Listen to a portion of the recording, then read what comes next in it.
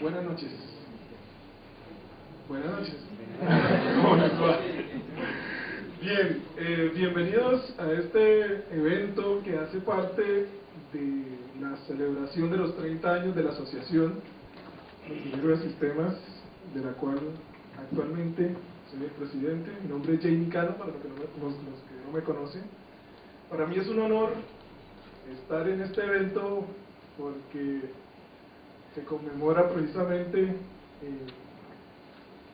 todo el esfuerzo del cual nosotros privilegiadamente gozamos hoy con todas las tecnologías que tenemos hoy. Sin este primer esfuerzo de uso de tecnologías, de, como dirían los muchachos de hoy, de celebrarse con esos elementos que tenían en esa época, no pudiéramos hoy tener las tecnologías ni los avances que tenemos hoy. Luego, creo que estamos ante toda una generación de personas que han hecho posible que todo lo que hoy exista.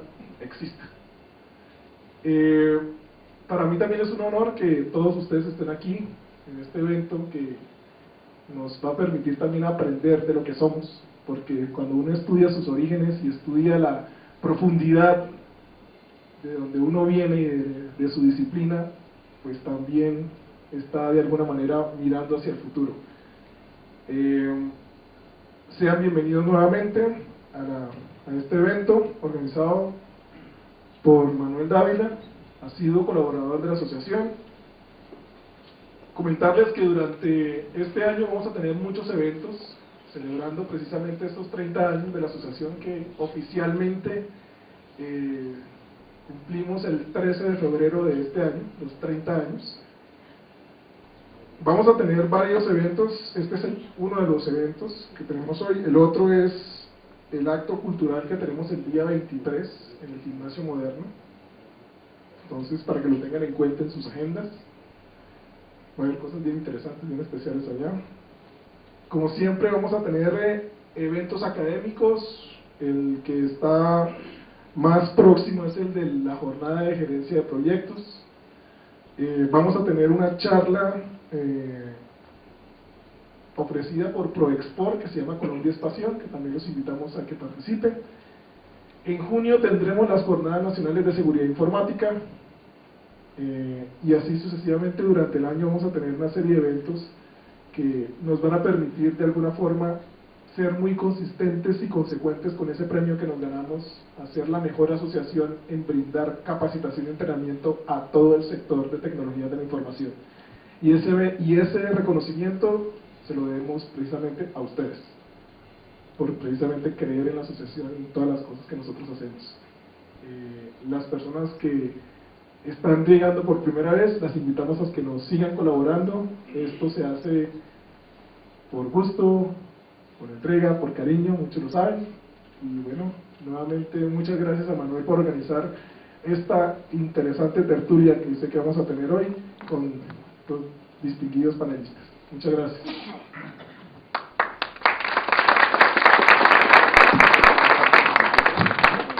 Buenas noches. Bueno, Yo puedo hacer breve en la introducción y contar un poquito de dónde nació la idea. Así se aglutina a sus ingenieros siempre sobre un ambiente técnico. Alguna vez, hace como un año, decidimos dictar una conferencia sobre el algoritmo de memoria del kernel de Linux y se llenó el sitio de Asís. Entonces hay una tendencia muy técnica.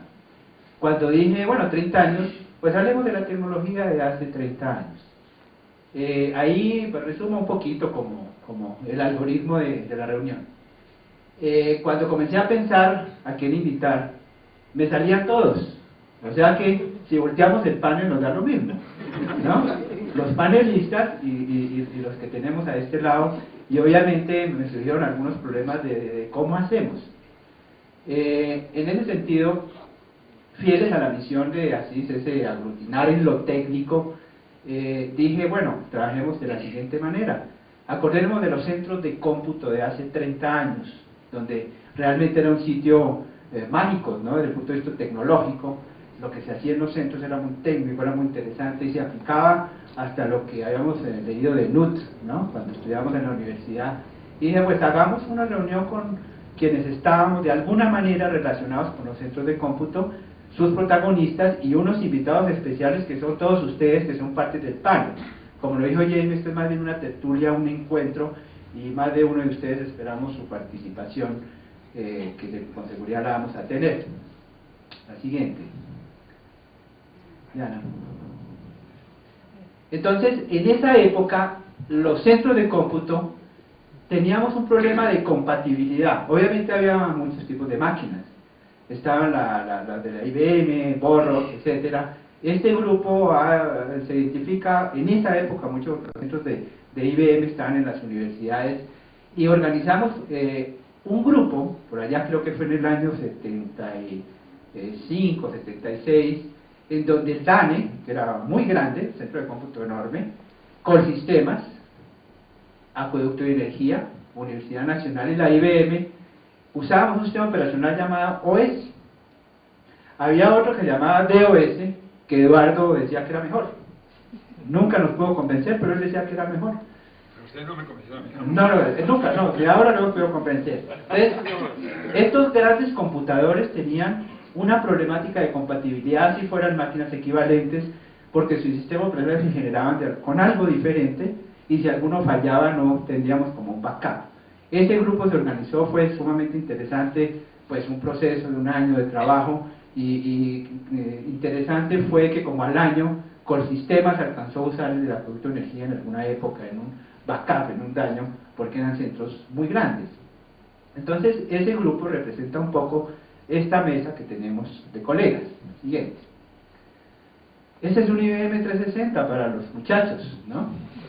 Este de que ven ahí podría tener 256K de memoria, tal vez, ¿no?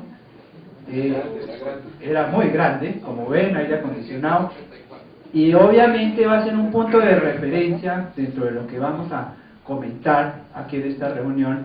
Es una foto, así eran los centros de cómputo de esa época. Siguiente. El lenguaje Assembler, sin él no se sobreviviría.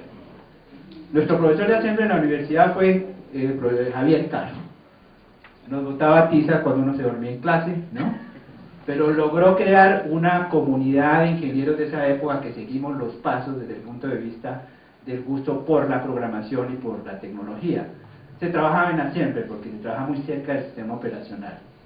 Y se trabajaban las famosas tarjetas perforadas. Entre otras cosas, Alfredo Amores trae un maletín que debe tener unos 35 años el maletín, ¿no? Y tiene una tarjeta perforada para que quiera conocerla. Esas tarjetas se organizaban en secuencia, o sea, había unas instrucciones ahí que ven cada tarjeta perforada que decía, aquí vienen las tarjetas, estas son las entradas de datos, ahora compile este programa, luego haga el link, editor, todas esas cosas, y eran cientos de tarjetas o miles. Uno en un programa podía tener 2000 tarjetas y perforarlas y todo un proceso, tema sobre el cual seguramente vamos a comentar algo aquí en el panel. Y para estudiar JCL pues teníamos un libro bastante bueno, que es ese, 30 años que se notan, ¿no? Porque es que el libro está así, ¿no? Tiene 30 años, era el único y está bastante usado. Entonces, desde ese punto de vista y sabiendo, digamos, la fortaleza tecnológica del grupo que tenemos, porque todos pues han mantenido de alguna manera esa cercanía con ingeniería de sistemas, fue lo que dijimos, hagamos el panel con ese grupo. Es una tertulia, es un compartir. Para los jóvenes pues era un aprender de qué era lo hace 30 años, cómo era que algo se manejaba y se lograba sin internet y sin todas estas tecnologías. Y esa es, digamos, la manera como decidimos hacer este panel, esta reunión amable de un encuentro, y creo que lo más importante es que difícilmente nos volvemos a encontrar, y así sigue aglutinando sus ingenieros de sistemas a pesar de haber pasado 30 años. Ha sido, digamos, grato ver su saludo, que muchos no se veían hace 20 años, etcétera, y tener este encuentro.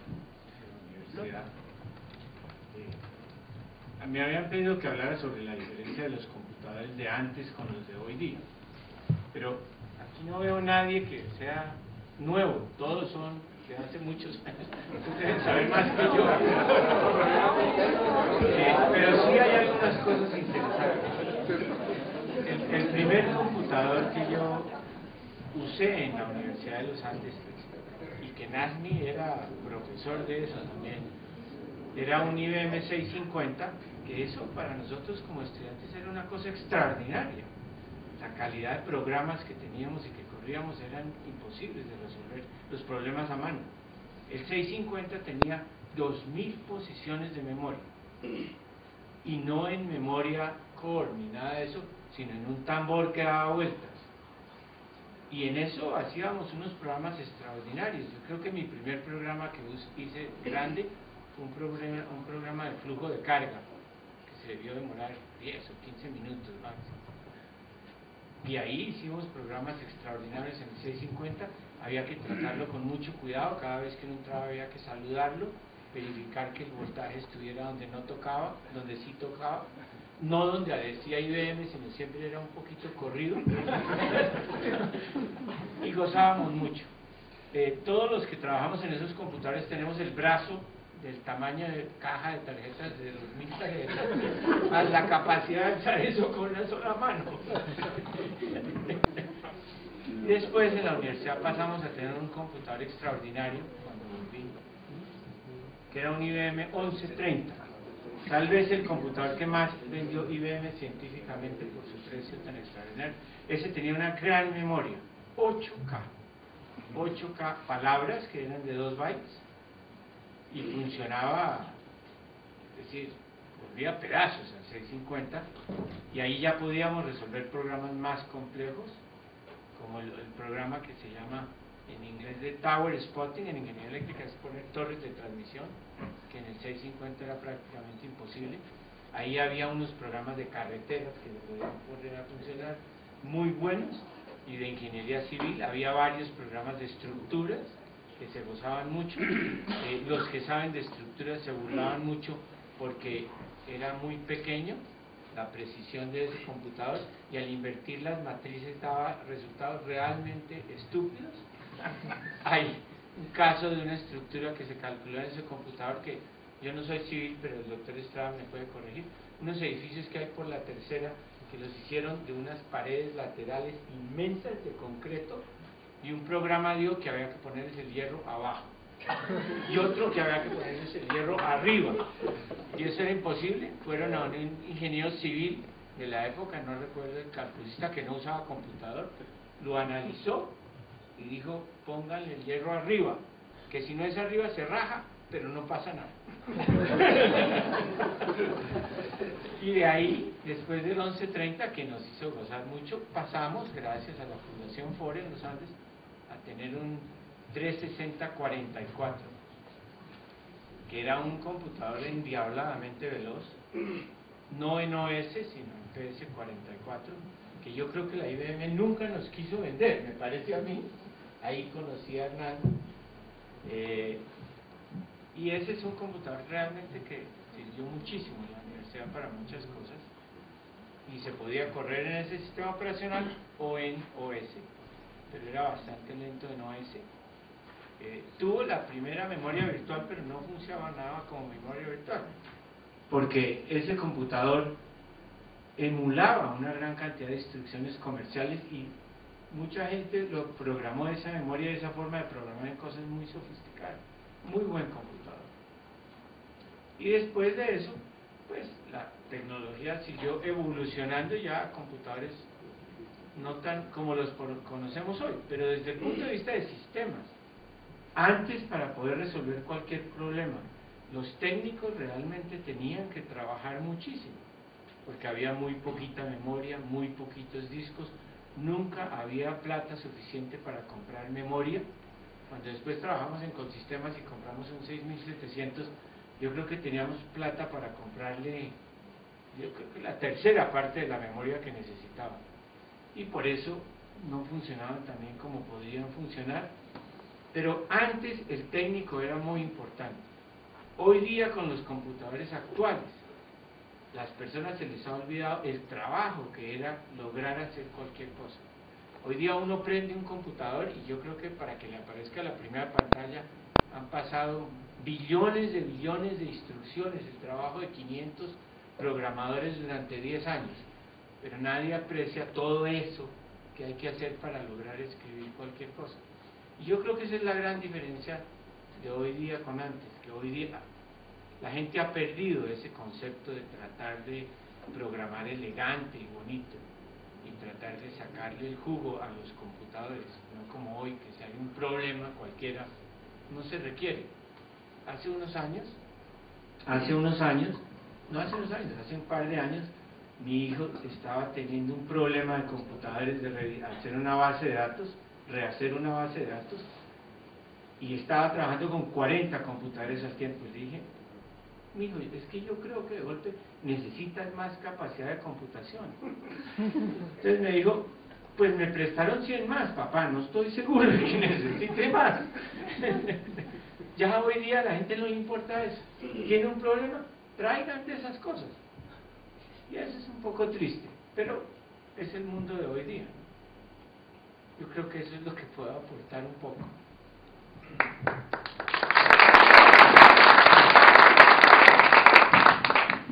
Bueno, en esa época de los 70s estaba cocinándose el Unix. Yo creo que fue una época que después vinimos a descubrir la importancia.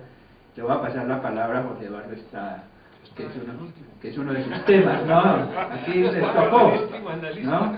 Para que nos cuente un poquito sobre esa época. Bueno, ya el tema no es libre, sino el que le diga a Manuel a uno, por lo que veo. Me das para hablar de los papás del Unix, más bien. Cuando yo te puedo hablar de, no de hace 30 años, sino te puedo hablar de hace 42. Eso es lo más grave. En el año 64 yo entré a estudiar Ingeniería Civil, posgrado en MIT, Ingeniería Estructural. Ahí fue donde aprendí el problema del error de redondeo que tenían estos 1130, donde lo que generaba al final de invertir una matriz de esas era números aleatorios muy lentamente generados durante varias horas. Bueno, cuando yo llegué a MIT, yo que iba a estudiar Ingeniería Estructural, no tenía ni idea que era un computador. Y en el primer curso de análisis estructural, el lunes, empezamos clases, me dieron un problema que era resolver un pórtico. Un pórtico es un conjunto de vigas y columnas de un edificio. Para resolverlo, grande, eran más de 10 pisos y como 5 luces, para entregarlo 3 días después. Yo simplemente dije, esto es imposible.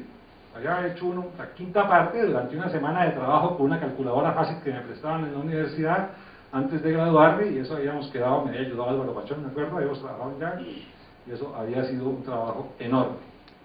Entonces le dije al profesor, no se puede, esto es imposible. Dijo, no, usted vaya a la librería, compre el manual de estrés de esa época, y usted ahí va a ver que lo puede resolver con el computador, y ahí le van a dar todas las instrucciones, y ahí está el Teaching Assistant, y él le ayuda a usted con las tarjetas de control. Para mí las tarjetas eran un misterio, todo era un misterio. Yo seguí esas instrucciones, encontré que había un lenguaje en que uno decía en inglés, era el único problema, decía dónde estaban las vigas, dónde estaban las columnas, qué tamaño tenía cada cosa de esas. Uno le metía eso al computador y al otro lado le salía mágicamente, después de que corregía los errores de perforación, pero está, le salía mágicamente los resultados de un trabajo que a mano hubiera sido, para un pórtico de esos, hubiera sido probablemente 3 semanas de trabajo de una sola persona. Quedé absolutamente aterrado. Dije, no, esto sí ya es por aquí. Ahí fue donde yo tuve el cambio de rumbo. Me terminé graduando de ingeniero civil, pero nunca volví a trabajar en ingeniería civil per se. Seguí trabajando fue en aplicaciones del computador en ingeniería civil. Y digo que tiene mucho que ver con el UNIS porque en esta época en MIT arrancó un proyecto. En esta época el sistema en que se corría este programa estructural de este estrés se llamaba el CTSS, que era el sistema de tiempo compartido compatible, que era el sistema de tiempo compartido, el primero exitoso, importante en el mundo, donde se podía trabajar el computador simultáneamente de terminales remotas por un montón de usuarios simultáneamente. Y MIT ya había decidido que esto ya era algo que había que superarlo. Y entonces arrancó un proyecto que se estaba iniciando en ese instante, que se llamó el proyecto Multics. Y el proyecto Multics tenía como meta algo que fue lo que el Daniel leyó en el año, ¿qué sería eso? En el año 70, cuando decidió traer el 360-50 y poner a funcionar esto para... El libro se llamaba The Challenge of the Computer Utility.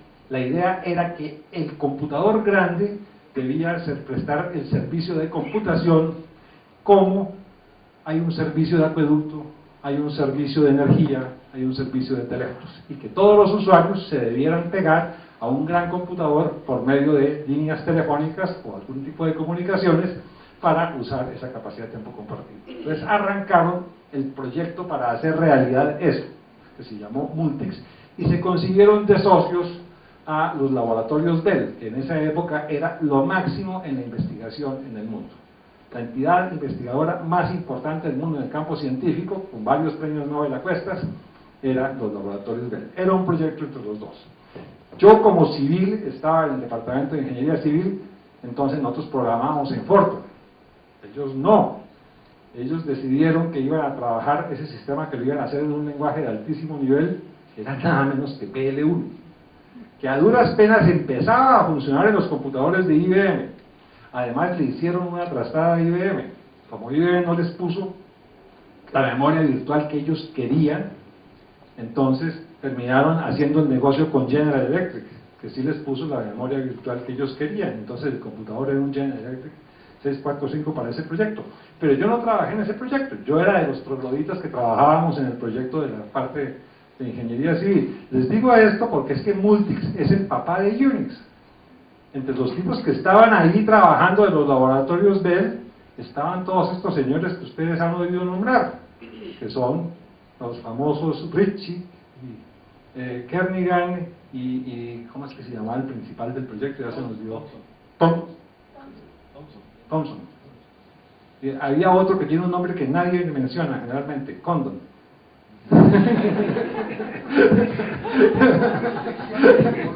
Bueno, esos tipos se pusieron a trabajar en esta máquina y ese proyecto duró hasta finales. Cuando yo terminé mis estudios en el año 66 y regresé, creo que duraron un año más en MIT, y los laboratorios de él se retiraron del proyecto porque consideraban que nunca iban a llegar a tener nada que produjera algo importante. Los tipos volvieron a los laboratorios de él y echaban de menos algo. Lo que echaban de menos era el ambiente que habían creado para desarrollar software en ese Multics. Multics no producía nada de lo que podríamos llamar nosotros resultados para el usuario, pero era una belleza de herramienta para los programadores. En primer lugar, porque no estaban trabajando en Assembler, o sea, en esta época ya estaban trabajando en algo mucho más complicado y que era dificilísimo de compilar que el C. El PL1 era algo, yo fui un evangelista del PL1. Una vez Enrique Rugeles me mandó una carta agradeciéndome porque convencí a un cliente que se metiera en PL1 y quedó amarrado durante 40 años de ese PL1. Pero la carta me la mandó antes de que pasaran los 40 años, cuando se hizo el negocio. Pero él ya veía que ese cliente era un cliente seguro a largo plazo para IBM. Volvieron los señores Kernighan y compañía, Thomson, volvieron a Thomson, que después se dedicó al ajedrez, sí. Volvieron a los laboratorios de él y echaban de menos lo que estaban haciendo allá. Entonces se encontraba una máquina PDP abandonada, uno de ellos, Thomson, y se puso a hacer un ambiente medio similar al que tenían allá, donde fuera agradable programar, y empezó a programar esa máquina PDP, creo que era un PDP 11 tal vez, sí. Empezó a programar eso, y lo que estaba programando era una cosa muy interesante, un juego como que se llamaba algo así como Space Invaders o algo por el estilo, donde se simulaban planetas y la atracción y naves espaciales y todo ese tipo de cosas en una pantalla y todo eso. Y ahí fueron creando el asunto, y los demás se le fueron pegando voluntarios. Los laboratorios verdes en esa época era un sitio ideal para trabajar, no había ningún interés en producir nada práctico, útil, simplemente avanzarla. Hoy en día sí, entonces la vaina ya no funciona bien. La idea era simplemente avanzar el arte de la programación. A alguien se le ocurrió que el problema de Multics era que había, creo que fue a Kernighan, que habían tratado de hacer muchas cosas en la misma máquina. La idea esa era Computer Utility. Entonces a este le pusieron un nombre que era Unix, pero era Unix con CS al final, no con X. Diciendo, hacemos una sola cosa, pero la vamos a hacer bien hecha, y va a ser más fácil. Y arrancó, de esa forma, arrancó el Unix. Alguien después le encontró que no, que desde el punto de vista comercial, o desde el punto de vista comercial no, porque ellos no podían vender esto, esta compañía era controlada por el Departamento de Comercio de los Estados Unidos por ser un monopolio, la compañía telefónica. Los laboratorios de él estaba todo esto controlado. Ellos le daban el software gratis a las universidades siempre que pagaran las cintas en las cuales se les enviaba. Entonces le cambiaron la CS por la X y ahí quedó el Unix. Y bueno, yo creo que Unix ha sido una verdadera revolución, y creo que hoy en día los monstruos que empezaron en esas máquinas, yo les cuento que la primera máquina 360-40 que se instaló fuera de IBM fue la que se instaló en el Departamento de Ingeniería Civil de MIT, no en el 64, que fue cuando se anunció el sistema, sino en el año 65. Y en esa máquina se hizo un sistema en el cual yo estuve trabajando, que se llamó ISIS. Y ISIS era algo en el cual existía, creo que la Universidad de los Andes lo tuvo funcionando. Todas las herramientas para hacer ingeniería civil con lenguajes de alto nivel, ahí estuve trabajando yo hasta que me llegó la carta de la Junta de Reclutamiento, que motivó mi regreso súbito a Colombia. Era la época de Vietnam, ¿no? Entonces no era la mejor. Mi advisor fue a dar a Vietnam. Entonces, esa es la historia que les puedo contar. Estoy hablando de hace más de 40 años. Pero ya había cosas interesantes. ¿Okay?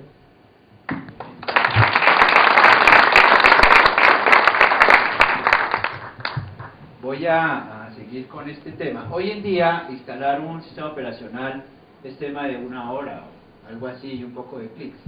En esa época eran cosas de 24 horas o más, día y noche.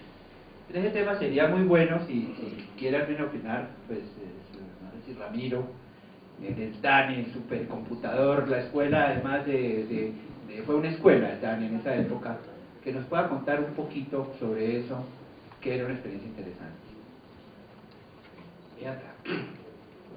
La generación de un sistema operacional en esa época era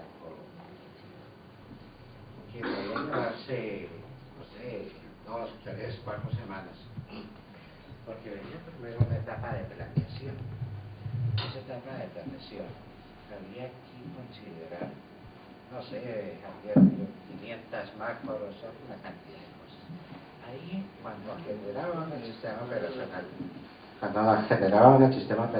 generaba no solamente el sistema operacional, sino los compiladores, los programas de impresión, etcétera, y tenía que dar los parámetros para cada una de esas funciones. Entonces, después de 2 semanas muy dedicadas a definir esos parámetros, ya comenzaba el proceso de generación en sí. Había que iniciar un sistema desde una cinta. Esa cinta se cargaba en el computador, era un sistema operacional de standalone, pasaba uno su cantidad de parámetros que había codificado durante las 3 semanas y venía lo que se llamaba la primera etapa de la generación. Esa primera etapa de generación se podía demorar unas 3 o 4 horas y obviamente siempre había errores de perforación, había considerado parámetros que eran binarios, etc. Y vuelve a comenzar.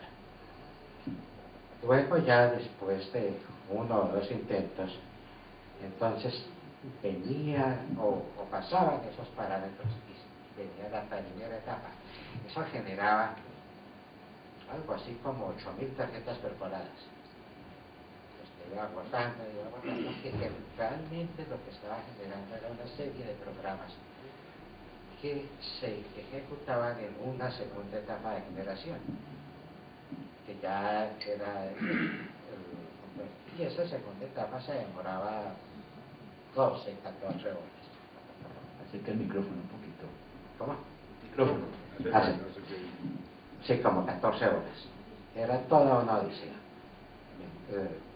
Muchas veces, porque también era parte de la tecnología de esa época, lo primero que uno debía hacer cuando terminaba su generación era tomar una copia simple, porque la probabilidad de que uno de esos discos se aterrizara era bastante grande. Entonces, eso era inmediatamente 1 o 2 copias. Y eso era todo. Y era una lucha grande porque tenía uno que ajustar parámetros de cosas que venían estándar con el sistema y qué podía uno usar o qué no usaba para quitarse lo de las opciones. La máquina grande que había en esa época tenía 128K y uno tenía que hacer las particiones o los ambientes donde iban a procesarse los trabajos. El sistema operacional usaba 40, quitándole opciones por ahí 38 y me quedaban a uno 60, 70K para trabajar. Había que dedicar una porción de memoria para los bytes, para poder imprimir, para los readers, etc. Era toda una odisea. Y como les digo, era fácilmente, desde la etapa de transición hasta que finalmente terminaba esto, era 4 semanas. Eso en el sistema NTT. Después ya vino una versión actualizada de eso, que fue el BS1, que ya era una cosa, digamos, súper actualizada contra eso. Ya no eran las 24 horas, pueden ser 4, 5, hasta lo que llegamos a hoy en día.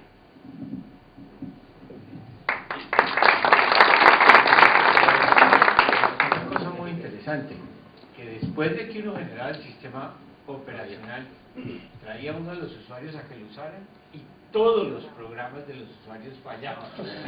Volver a averiguar por qué y volver a empezar. A ver Carlos Pérez, que había que llamar a Hernán. Y Ramiro no quiso decirnos qué quería decir MFT. No. Bueno, había, digamos, otra parte de la labor que era que alguien tenía que dar soporte a esos centros de cómputo. Diego Escobar le da soporte al DANE. Ese era el trabajo de Diego. Y cuentan que lo llamaban siempre STAS. O sea, el DANE llamaba STAS, que era como un sitio de razones telefónicas. Y el STAS llamaban a Diego y le decían: se cayó el sistema del DANE, por favor, pase por allá.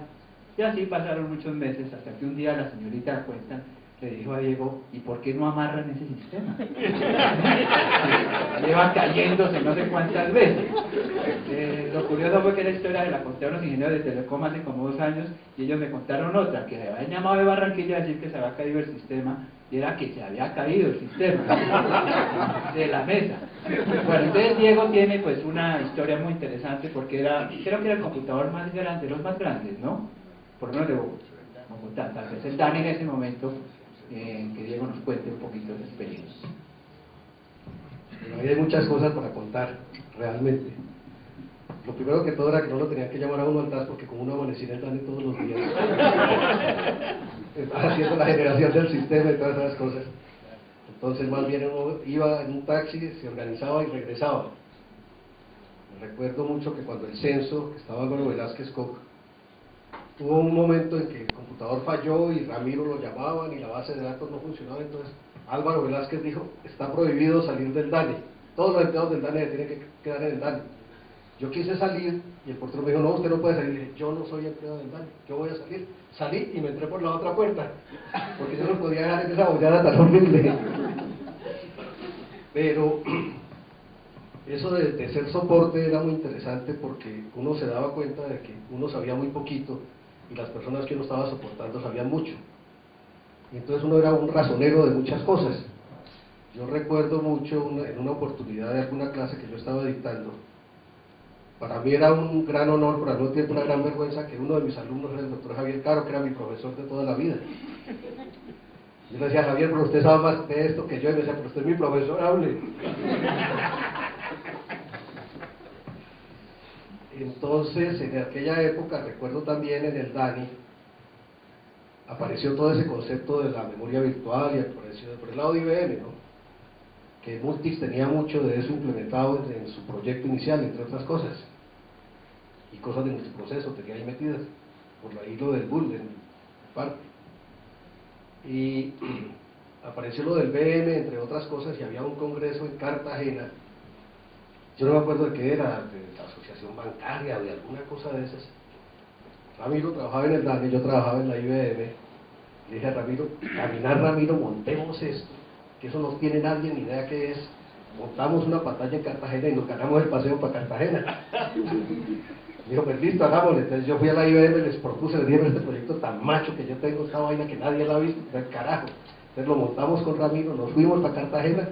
Unas veces Ramiro estaba parado al lado de las pantallas, otras veces estaba al lado yo, y la gente pasaba y nosotros le contábamos que eso era una máquina virtual. Y era un BM que montamos en aquella época. Después montamos el BS1, como decía Ramiro.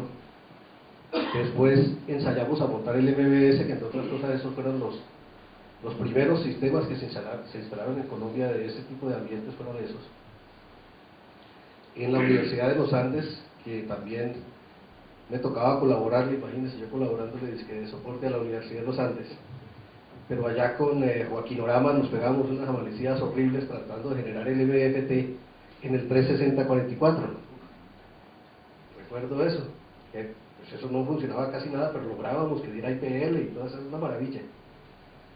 También trabajamos mucho, yo no estaba en esa época en la IBM, estaba en la Universidad de los Andes, que fue donde realmente yo aprendí. Ojalá me acordara de todo lo que yo aprendí allá, sabría mucho en este momentico.